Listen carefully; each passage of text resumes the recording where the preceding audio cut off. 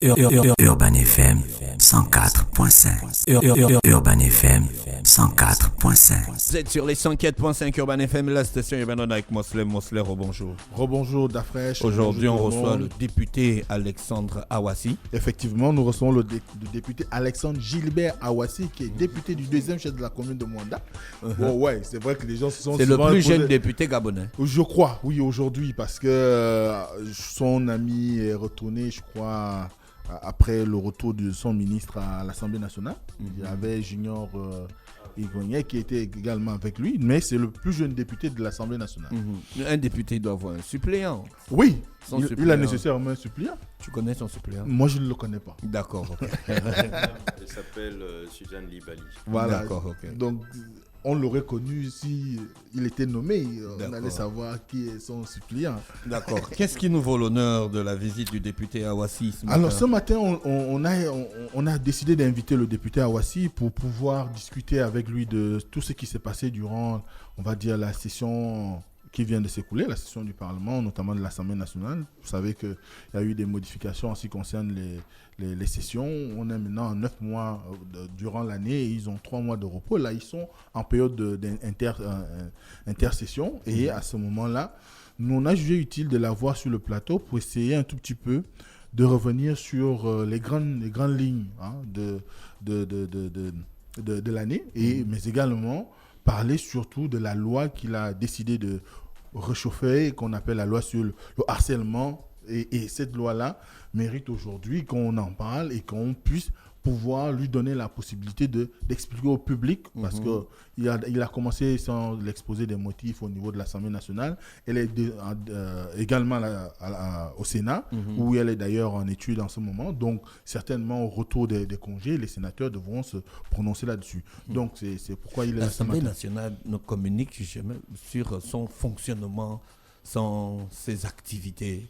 Est-ce qu'on a une plateforme où on peut connaître le fonctionnement de l'Assemblée nationale, ses activités pendant toute l'année? Comment c'est organisé d'ailleurs? Oui, l'Assemblée nationale, Parce que c'est comme on dit la gauche, la droite, l'hémicycle et tout ça. En interne, c'est l'honorable qui pourra nous situer, mais ce que je sais, c'est qu'il y a une équipe de communication qui est au niveau de l'Assemblée nationale. D'ailleurs, c'est vrai que ce n'est pas encore comme ailleurs où il y a une chaîne dédiée à l'Assemblée nationale, mais au niveau du Gabon, lorsqu'il y a des sessions... Mais toi, tu es un chroniqueur politique, tu Oui. dois connaître comment ça se passe. Il y a des sessions... Non, je ne dis pas que je ne connais pas, mais on a un invité Donc tu sais qui est comment en interne. l'hémicycle, non? Mais lui n'est pas chargé de la communication de l'Assemblée nationale. Je suis d'accord avec toi. Chez nous, c'est comment? Il y a l'hémicycle, il y a la gauche, il y a la droite, il y a l'opposition, la majorité, ça s'asseye comment? Bon, ce qui est surtout... Ce que je peux dire, si tu permets, c'est la position gauche-droite, c'est par rapport Oui, à je celui sais, qui est moi sur je le sais. pulpit. Par rapport au président de l'Assemblée nationale. Voilà. C'est lui Donc, qui est en haut. Voilà. Donc les gars qui sont assis là, c'est les gars de ça à gauche. Et les gars qui sont assis là, c'est les gars de ça à droite. Exactement. Maintenant, ceux qui Ceux qui sont au centre aussi. c'est l'extrême. Les extrêmes gauche, Voilà. extrême Ce qui droite. est- Moi, je connais, j'ai Il y a appris le ça à centre. l'école. Il y a le centre aussi. Voilà, ce qui est souvent vrai, c'est que au niveau des pays, des autres pays, on a souvent une organisation qui tend à faire rejaillir, du moins à faire ressortir la coloration politique des honorables députés. Mais au niveau de notre pays, il y a des numéros. Chaque député a un numéro qui correspond à son siège. Donc, C'est ce qui me fait rire. Myriam El Khomri, elle avait demandé au président de l'Assemblée nationale si là-bas c'est la gauche et là-bas c'est la droite. Tu fais quoi, wesh? Non, c'était une blague. C'était une blague de donc masse. à ce moment-là, La médecine. il y a chaque député a sa place. Au Gabon, les PDG s'asseyent où?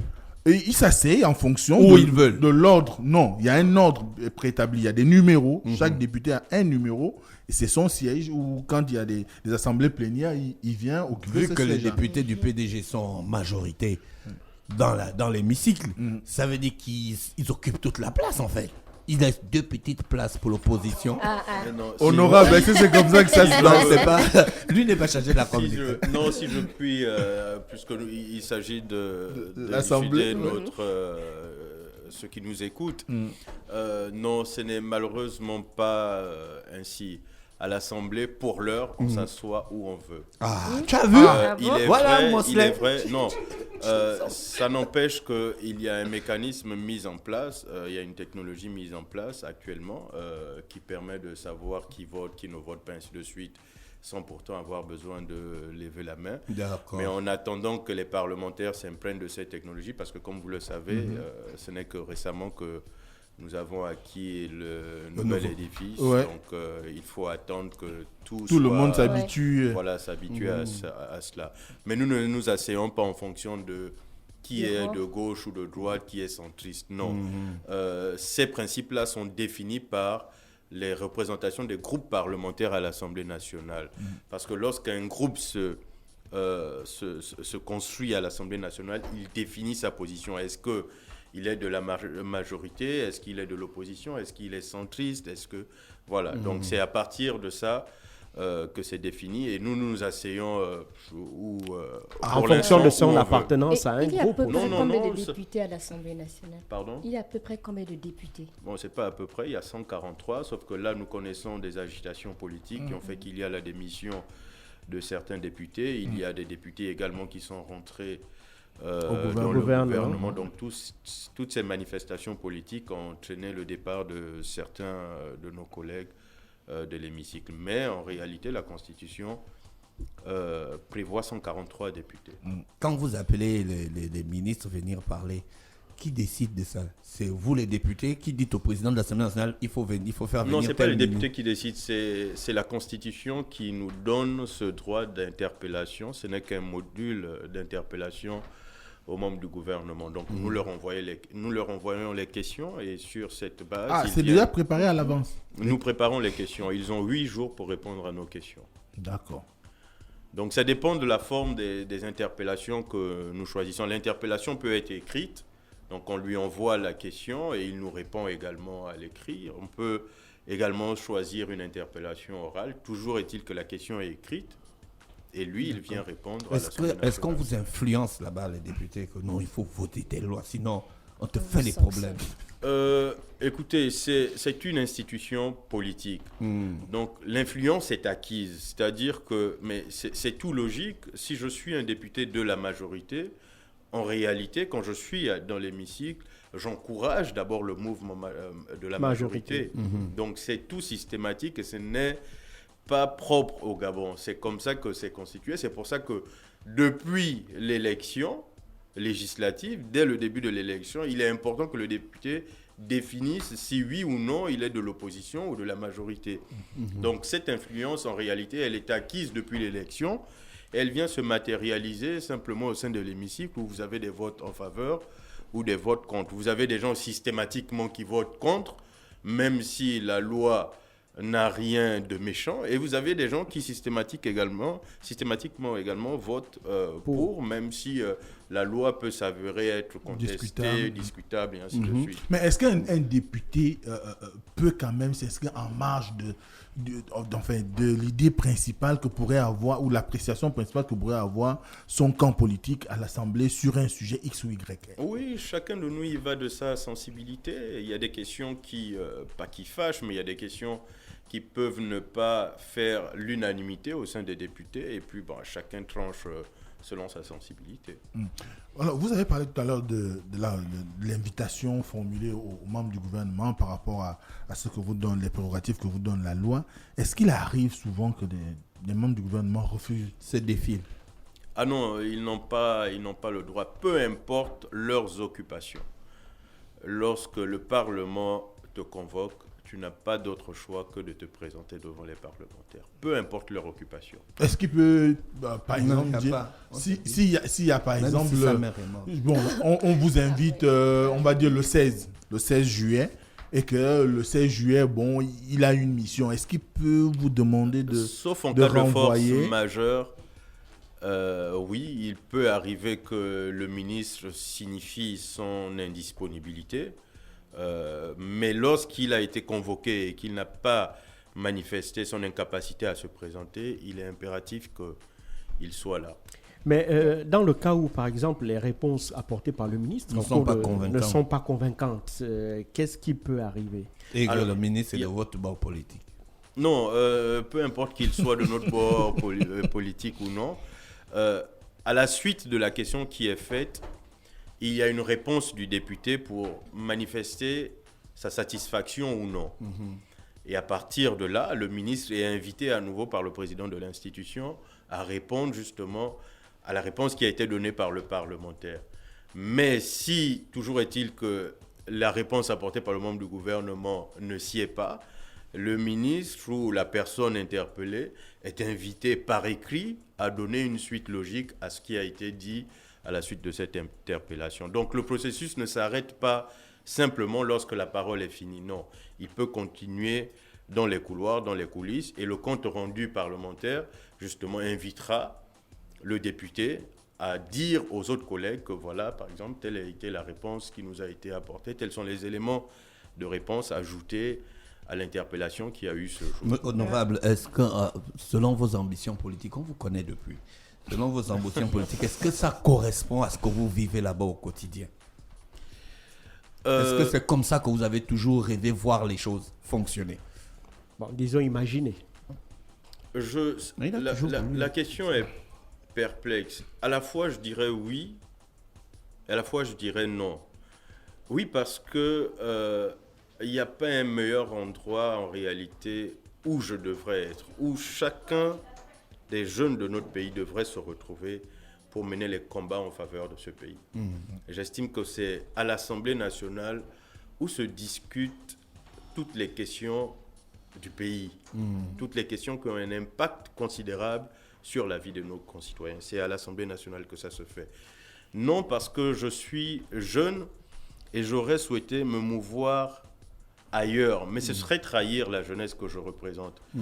J'aurais aimé être... Je suis un passionné de la communication, j'adore l'action, je ne suis pas un amoureux des vestes. Bon, désormais, j'aime bien les 3 pièces et ainsi de suite. Mais ça, c'est à l'usure que ce style vestimentaire s'impose à moi. Mais j'aurais aimé être sur le terrain, muni d'un appareil photo, d'une caméra, muni de je ne sais pas trop quoi. Ça, c'est ce qui me passionne. Mais la réalité, encore faut-il le dire, il est important, c'est une invitation que je fais à travers cette question d'Afresh, il est important que nous nous imprégnions de la chose politique.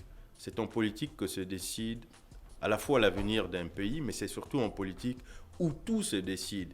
Quand il s'agit des bourses, c'est à l'Assemblée nationale que ça se décide, c'est en politique si vous voulez. Quand il s'agit de comment on doit s'alimenter, quand il s'agit de la santé, quand il s'agit de la politique d'emploi, quand il s'agit de chômage, les décisions sont prises au niveau politique. Donc, c'est une invitation que je fais à nos jeunes de s'imprégner de la chose politique et de s'inviter dans les questions, les débats politiques. Mais est-ce qu'il est facile aujourd'hui pour un jeune de s'engager en politique et de trouver sa place? Est-ce que les vieux là ne te mettent pas la pression que mon petit, nous on est là depuis, ta chaleur là, faut calmer? S'il est facile de prendre un couteau et de l'enfoncer à son camarade, il est encore 10 000 fois plus facile de rentrer en politique. La décision est si évidente. On vous parle de venir dans un milieu où vous pouvez influencer votre vie. Je ne vois pas quel est l'obstacle qui vous empêcherait de le faire. Mais il peut y avoir des jalousies, des moments... Mais ça existe partout, même en famille, on a des jalousies. Des blocages, comme disait Dafresh, par rapport à des propositions que vous pourrez faire, et puis quelqu'un trouve que vous venez avec une attitude qui veut bouleverser le fonctionnement normal des choses, ou bien ancien des choses. Il n'y a pas d'acquis dans la vie. Même en famille, le leadership ne se prend pas comme ça. Il faut s'imposer dans son cercle familial. Pourquoi pensez-vous que dans le milieu politique, on va vous ouvrir les portes simplement au motif que vous soyez beau, au motif que vous soyez élégant, que vous parlez très bien? Non, il y a des obstacles. Vous avez des obstacles. Les plus nuls veulent demeurer. Les plus compétents veulent demeurer. Tout le monde veut demeurer. Donc ça s'arrache. Rien n'est acquis. C'est pas facile d'être en politique. Qu'est-ce qui a motivé le fait de ressortir la loi sur le harcèlement? Vous particulièrement. Pourquoi cette question? Il n'y avait pas des questions. Alors c'est difficile, mais à la fois, c'est une expérience personnelle, c'est un vécu. Et à la fois, c'est un constat qui m'emmène vers cette proposition de loi. Jeune, j'ai été victime de... Je ne savais pas comment ça s'appelait. Pour moi, je pensais que c'était normal d'ailleurs que ça m'arrive. J'ai été victime de harcèlement où j'ai été empêché d'assister à des cours au motif qu'un enseignant pensait que je sortais avec une jeune fille, alors que ce n'était pas le cas, je peux vous assurer. Donc, il me faisait une concurrence. Je n'avais pas le droit d'assister pour des motifs bêtes. Il suffisait que je dise A en classe pour qu'il me mette dehors. Mais, outre lui, ses amis, donc les amis de mon enseignant, il y avait le professeur de mathématiques et le professeur de géologie. Les deux me mettaient tous dehors et je n'avais pas le droit d'assister à leur cours. Et ça a eu un impact, mais considérable sur moi. Il y a ça, et il y a des faits récents où la jeune fille du lycée Bokoko s'était donné la mort. Je ne sais pas si, comme moi, vous l'avez écouté, je sais que vous êtes au fait de ce qui se fait sur les réseaux sociaux. Il y a une jeune demoiselle qui témoignait, elle a enregistré son enseignant qui l'invitait à aller cuisiner chez elle et ainsi de suite. C'est des faits, malheureusement, culturellement, qui sont devenus acceptés dans notre société. J'ai envie de vous poser la question. Qui de vous n'a pas été au courant d'une relation quelconque entre un enseignant et son jeune élève, et sa jeune élève? Mais honorable, la question qu'on serait tenté de vous poser aujourd'hui, c'est celle, il existait déjà la loi 10 de 2016, numéro 10 2016, qui parlait déjà de harcèlement. Vous trouviez qu'elle était insuffisante ou qu'elle n'englobait pas tous les aspects par rapport à la question? Je voudrais déjà féliciter ma collègue et ma mère, la présidente de la commission de la santé, donc l'honorable Angéline Goma, qui a été à l'initiative de cette loi-là, 2010. Cette loi-là, 10. Mais il faut dire que j'ai trouvé des insuffisances à cette loi, en ce sens qu'elle était spécifique au milieu professionnel. Et donc, pour moi, il était impératif, il était nécessaire de la prolonger jusqu'au milieu scolaire, en milieu familial également, et s'attaquer à travers les mêmes mécanismes que je proposais au cyberharcèlement. Donc, ce n'est pas tant qu'elle n'a pas connu de succès, non, cette loi avait toutes les raisons d'être, et le milieu professionnel, le harcèlement y sévit. Mais je me t'ai dit, parce que même les récentes modifications qui ont été apportées en 2021 dans le code pénal, ça restait très général. Il n'y avait aucun rudiment juridique qui permettait justement de s'attaquer au harcèlement en milieu scolaire, d'où cette volonté. Quelle innovation majeure vous emmenez à cette loi? Je ne peux pas déjà le décrire parce que, comme le disait Mosley en prélude, la loi est encore dans nos travaux parlementaires, elle est encore dans les couloirs du Parlement. Je ne peux pas clairement me prononcer sur les sanctions et les mesures qui sont proposées parce que si je le dis... Mais quelle est votre ambition personnelle? Vous voulez qu'elle serve à quoi concrètement? Vous avez quand même une vision. L'objectif, c'est de protéger toutes ces âmes sensibles, toutes ces âmes qui n'ont pas depuis lors pu être à mesure de parler, de dénoncer ce qu'elles vivent. C'est l'objectif visé. Je me dis qu'il faut que nous proposons des mécanismes qui permettent de protéger nos jeunes filles. Oui, je parle beaucoup de jeunes filles parce que malheureusement, quand on parle harcèlement, les femmes, les filles sont plus victimes que les hommes. Il y a des hommes, je vais vous donner mon exemple, qui en sont victimes, mais les femmes représentent quand même la grande majeure de des victimes de ce fléau. Donc voilà, nous, l'inscription derrière, c'est de vouloir proposer une voie de sortie. Et d'ailleurs, nous proposons, en parallèle de cette loi, avec des jeunes compatriotes, nous sommes en train de mettre en application, nous sommes en train de concevoir une application qui permettra aux gens de dénoncer, de porter plainte.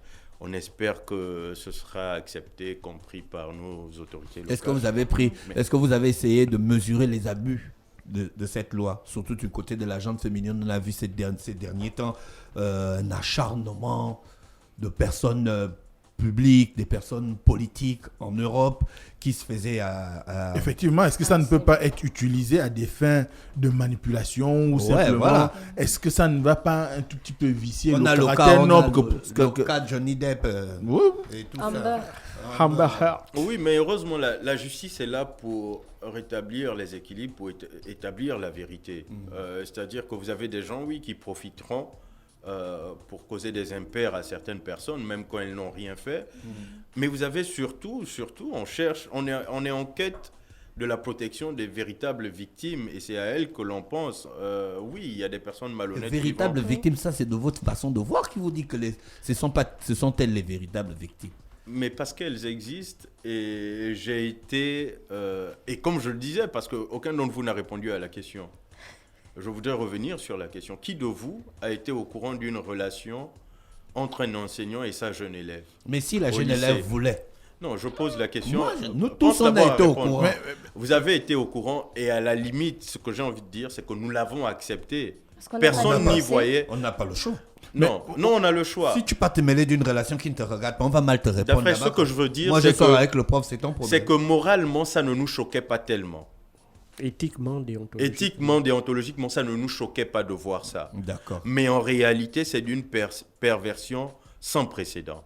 On ne peut pas concevoir, vous êtes des pères certainement, j'espère des mères, on ne peut pas concevoir que l'on envoie nos enfants à l'école pour que ce soit exclusivement leur éducation sexuelle que l'on aille refaire ou parfaire. Et c'est fait par un enseignant à qui vous confiez la charge de votre enfant.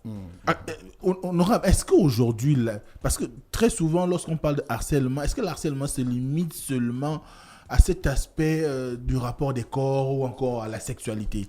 Est-ce que ça n'a pas d'autre portée sur laquelle pourrait porter la loi?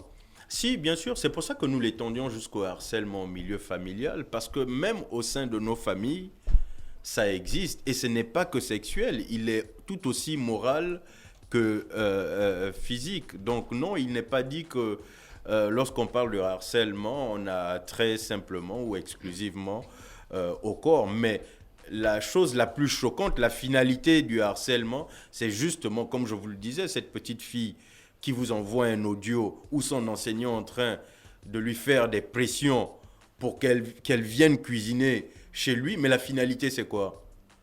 Bien sûr. La finalité, on a peur de le dire, mais la finalité, c'est qu'elle finisse dans le lit de son enseignant. Et c'est ce qui nous choque, mais ça part du harcèlement et ça finit physiquement, malheureusement. Est-ce que dans ce cas, vous avez énoncé aussi le bisoutage qui, pour certains, se font sur 1 ou 2 années dans les établissements? La loi, effectivement, prend en compte le bisoutage. Mais j'ai envie de vous dire, quand je vous disais que culturellement, c'est accepté, même dans nos emplois, même en entreprise, on fait du bisoutage. Mais on n'évalue pas. Mais ça part d'où? Ça part du fait que l'on l'a accepté depuis l'enfance. On se dit que c'est normal de bisouter son collègue, son condisciple de classe. Mais quand on arrive en entreprise, c'est toujours normal. J'ai envie de vous prendre, mais ça fait tellement rigoler. Regardez ce qui se passe dans le milieu sportif. Qu'est-ce qu'on fait? Lorsque vous avez un nouveau coéquipier qui arrive, vous lui demandez de danser. On trouve ça normal, on trouve ça marrant à la limite. Mais en réalité, en milieu scolaire, mais c'est la même chose qui se fait quand vous avez un nouveau condisciple, les bleus qui arrivent. Moi, j'ai vu des bleus se faire bisouter en baya, mais c'est d'une violence extrême. Si tu n'es pas psychologiquement prêt, tu peux sombrer et renoncer à la poursuite de tes études. Donc, culturellement, on s'est dit, on accepte ce genre de violence, enfin pas culturellement, mais c'est désormais accepté dans notre société. Est-ce que vous pensez que vos collègues, lorsque vous leur présentez les différents aspects de l'amélioration de la loi 2016, est-ce que vous pensez qu'ils comprennent là où vous voulez aller? Ils comprennent, ils ont des enfants. Les gars qui ont vécu dans un environnement culturel là où on peut faire de la femme ce qu'elle veut.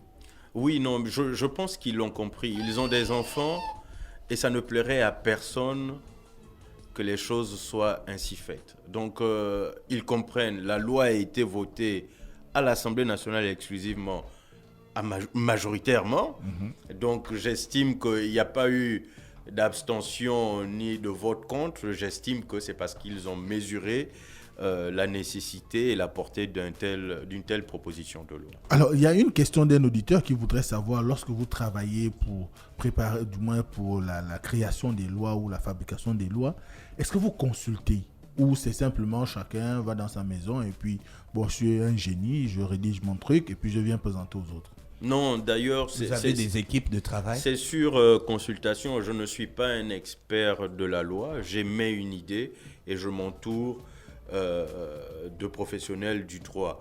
Pour le cas d'espèce, j'ai travaillé avec le cabinet MBA. C'est des jeunes universitaires qui m'ont approché dès le début de mon mandat en me proposant leur service. Ils n'avaient pas forcément l'expérience nécessaire en matière pénale, en matière de droit, mais j'ai voulu leur offrir une chance. Ils ne sont pas de ma circonscription, ils sont à l'UOB. J'ai voulu leur offrir une chance et ensemble, nous avons travaillé sur ce projet de loi. Notamment, ils m'ont accompagné dans la rédaction et je n'ai pas toujours le temps. Ils m'ont accompagné dans les recherches. Ils m'ont aidé à bouquiner, à véritablement avoir le style rédactionnel qui sied au droit pour l'établissement, pour la rédaction de ce projet de loi, comme d'ailleurs les 2 autres projets de propositions de loi sur lesquels je suis en train de travailler. Et concernant le harcèlement en milieu familial, est-ce que ça ne va pas être un peu plus difficile dans la mesure où certains parents veulent régler des problèmes entre eux, surtout quand il y a un mineur qui est en jeu? Oui. Mais on pense à la victime lorsque l'on fait ce genre de proposition. Moi, je pense à la victime, je ne pense même pas aux parents. Je pense à tous ces orphelins qui vivent la pire des éducations au motif qu'ils soient orphelins. Je pense à tous ces enfants qui vivent une forme d'esclavagisme au sein de leur famille au motif qu'ils ne soient pas suffisamment puissants, suffisamment forts pour se protéger. Donc le sentiment des parents mécontents, ça m'importe très peu. Ce que je vise, c'est en réalité de protéger des innocents. D'accord. Je rappelle qu'on recevait l'honorable Alexandre Awassi, qui est député à l'Assemblée nationale. Pour le compte de quel parti? Non. Au départ, c'était un indépendant. Mais je le suis toujours. Comment c'est au départ? Là, vous confirmez. Voilà. Oui. Il est indépendant. Il avait une coloration, un mouvement politique qui l'a amené à aller sur le terrain, mais il s'inscrit dans la majorité républicaine pour l'émergence. Merci à tous les auditeurs bien connectés sur les 104.5 Urban FM, la station urbaine. René Rude, tu vas faire quoi pendant les vacances? Pendant les vacances, je vais faire le Mac des Vacs avec... Tu ne te reposes jamais, toi. Tu ne peux pas arrêter un peu les émissions. Non, mais j'ai Urban Free en soirée. Donc là, on prend les vacances pour le morning. Donc l'antenne va rester un peu libre en matinée. Mais d'ici 2 à 3 semaines, je vais reprendre le Mac des Vacs de 9h à 11h avec les différentes rubriques. Jean-Paul, tu auras le temps pour écrire un livre. Oui, et surtout, continuer avec culture urbaine. D'accord. Et Mosley? Nous, on est toujours à 100%. Il y a le magazine, il y a les sites internet. Donc, l'activité continue. C'est vrai que ça fait double congé. J'ai les congés sur le plan professionnel à l'éducation nationale, mais également pour le morning. Mais l'année prochaine, on va revenir avec de nouvelles idées. D'accord. Ethan Machado, certainement qu'il va revenir avec beaucoup plus de punch et pouvoir participer et gagner. Beaucoup plus de véhémence. Merci à tous les auditeurs. Nous, on va en vacances. On se retrouve à la rentrée. Merci de rester connectés sur les 104.5 Urban FM, la station urbaine. Voici l'horoscope des auditeurs. Urban FM 104.5.